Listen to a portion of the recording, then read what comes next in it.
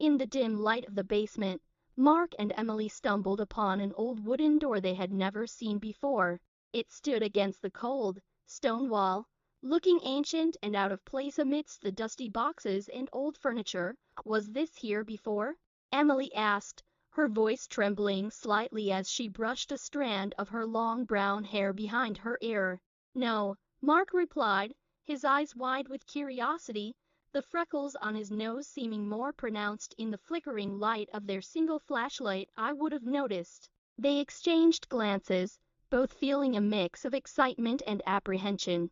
Curiosity got the better of them, and Mark slowly reached for the rusted handle. As he turned it, the door creaked open, revealing a dark passageway leading down into the unknown. The smell of mildew and something metallic wafted up to greet them. "Should we go in?"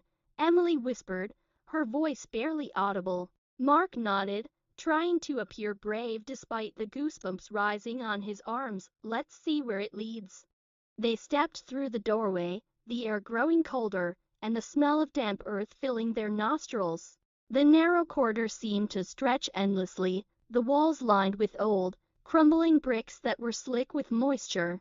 With each step, their footsteps echoed eerily, making it feel like they were being followed. Shadows danced on the walls, cast by the wavering beam of their flashlight.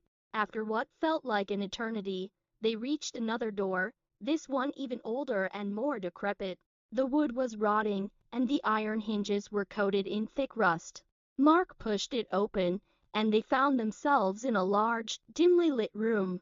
The room was filled with strange, antique furniture covered in dust and cobwebs. Odd, unrecognizable objects were strewn about, old books with yellowed pages, broken trinkets, and a collection of porcelain dolls with cracked faces that seemed to watch them with lifeless eyes. A large, ornate mirror hung on the far wall, its glass cracked and dirty. As they stepped inside, the door slammed shut behind them with a thunderous bang, causing Emily to scream and drop the flashlight. The room plunged into darkness, save for the faint light that filtered in through cracks in the walls. They rushed back to the door and tried to open it, but it wouldn't budge. "We're trapped," Emily cried, her eyes welling with tears. "Calm down, we'll find a way out," Mark said. Though his own voice wavered, he picked up the flashlight, which now flickered ominously. They explored the room, hoping to find another exit. Mark's attention was drawn to the mirror. As he approached, he noticed a faint, ghostly figure within the cracked glass. It was a woman, her face pale and her eyes hollow, dressed in an old-fashioned gown that seemed to shimmer faintly. She seemed to be staring directly at him, her mouth moving as if trying to speak. "Emily, come look at this," Mark called out, his voice tight with fear. Emily joined him, her face going pale as she saw the figure too. Suddenly, the woman in the mirror moved, her hand reaching out towards them. A cold breeze swept through the room, and they heard a faint whispering, like a chorus of voices just beyond comprehension. "Leave this place," the voices seemed to say, blending into a chilling cacophony. "You do not belong here." Panicking, Mark and Emily frantically searched for another way out. They discovered a hidden panel behind an old bookshelf, leading to another narrow passage.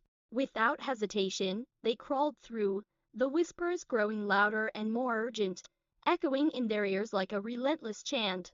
The passage led them to a spiral staircase, which they climbed as fast as they could, the air growing colder with each step. The walls were lined with strange symbols and faded portraits of stern-faced ancestors, whose eyes seemed to follow them. The whispers became a deafening roar, pressing in on them from all sides. They emerged in a small, stone chamber with another door at the end. Desperate, they pushed through, finding themselves back in their basement. The warmth of the familiar space was a stark contrast to the icy cold of the hidden passage. Gasping for breath, they turned to see the old door slowly closing behind them. Just before it shut completely, they saw the ghostly woman standing in the darkness, her hollow eyes fixed on them, a sad and haunting expression on her face.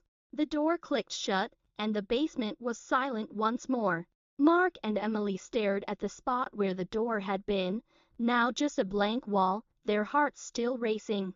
"We're never going back down here," Mark said, his voice barely a whisper, his hands shaking as he held the flickering flashlight. Emily nodded in agreement, her eyes wide with lingering fear. As they hurried back upstairs, they couldn't shake the feeling that the ghostly woman's eyes were still watching them, waiting for the day they might return. The basement, once a place of childhood adventure, had become a place of dark and sinister secrets, and they knew they would never forget the chilling encounter with the door that should not have been there. The next day, Mark and Emily couldn't stop thinking about the mysterious door. They decided to do some research in the hopes of uncovering its origins. They spent hours in the dusty corners of the town library, searching through old records and archives. Finally, they stumbled upon a worn, leather-bound book titled The Forgotten Histories of Maplewood. Flipping through its fragile pages, they discovered a chapter about their own house, which had once belonged to the enigmatic Dr. Elias Thornfield. According to the book, Dr. Thornfield was a reclusive alchemist who lived in the house during the late 1800s. He was rumored to be obsessed with the occult, conducting bizarre experiments in his basement laboratory. The townspeople whispered that he had discovered a way to communicate with the spirit world, and that his house was a gateway to another realm. The chapter described how, after Dr. Thornfield's mysterious disappearance, the house had been abandoned for years. When it was eventually sold and renovated, strange occurrences began to plague its new inhabitants. Doors would appear and disappear, and eerie noises echoed through the halls. Many believed that Dr. Thornfield's experiments had left a permanent scar on the house, creating portals to other dimensions. Mark and Emily read about a particularly unsettling incident where a previous owner's child had gone missing, only to be found days later, wandering in the woods, speaking of ghostly figures and hidden doors. The child's account was dismissed as fantasy, but now it seemed all too real to Mark and Emily. Determined to get to the bottom of the mystery, they decided to explore the basement again, but this time they were better prepared. They gathered supplies, flashlights, candles, a notebook, and a camera. Emily also found a small, antique key hidden in the attic, engraved with strange symbols that matched those they had seen in the secret passage. As they descended into the basement, the air grew colder, and an oppressive silence settled around them. They approached the wall where the door had appeared, and Emily carefully traced her fingers along the stones, feeling for any irregularities. Suddenly, the wall shuddered, and the door materialized once more, creaking open slowly. Mark held the flashlight steady as they stepped through the doorway. This time, they noticed more details. The walls of the passage were inscribed with arcane symbols, and there were faint, glowing lines that pulsed with an otherworldly light. It was as if the house itself was alive, breathing with ancient energy.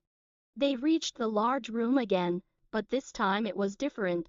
The antique furniture and eerie objects were gone, replaced by rows of dusty bookshelves and alchemical equipment. At the center of the room stood an ornate wooden desk, and atop it a large, leather-bound journal. Emily opened the journal, revealing pages filled with Dr. Thornfield's cramped handwriting. The entries detailed his experiments and his attempts to communicate with spirits. He wrote about his success in creating a portal to the spirit world, but warned of the dangers it posed. His final entry was the most chilling: "The door is a gateway, but it must never be opened. The spirits are restless, and they hunger for the living." As they read, the temperature in the room dropped sharply, and the whispers returned, louder and more insistent. The ghostly figure of the woman reappeared in the mirror, her eyes filled with sorrow.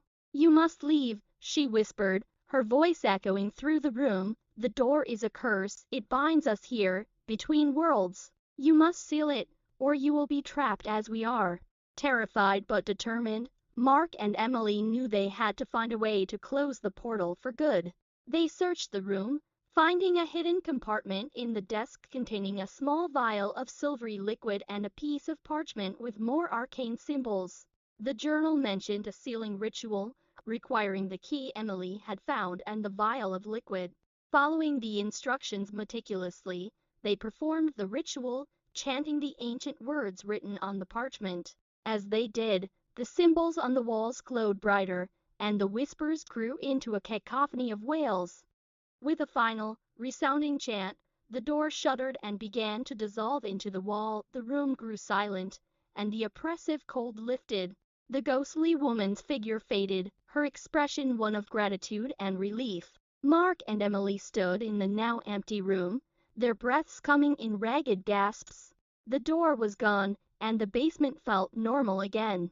They knew the house would never be entirely free of its haunted past, but the portal was sealed, and the spirits at rest. They returned upstairs, locking the basement door behind them. As they sat in the warm light of the living room, they vowed never to speak of the door again. The house was safe, and they intended to keep it that way.